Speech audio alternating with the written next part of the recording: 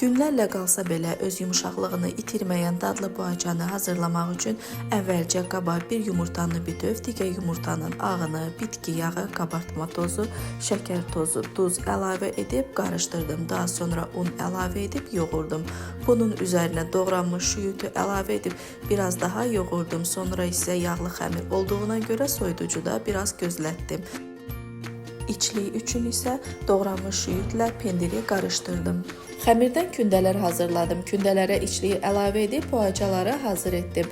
Soba listinə düzüb, üzərinə yumurta sarısı çəkib, qara çörək otu səpdim. Sobada 160 dərəcədə bişirdim. Hazırlayan hər kəsə nuş olsun.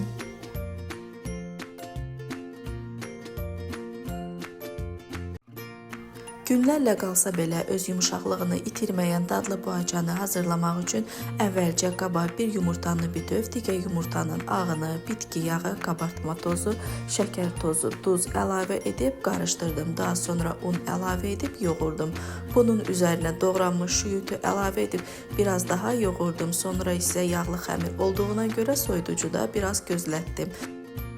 İçliyi üçün isə doğranmış şüyütlə pendiri qarışdırdım. Xəmirdən kündələr hazırladım. Kündələrə içliyi əlavə edib poğaçaları hazır etdim. Soba listinə düzüb, üzərinə yumurta sarısı çəkib, qara çörək otu səpdim. Sobada 160 dərəcədə bişirdim. Hazırlayan hər kəsə nuş olsun.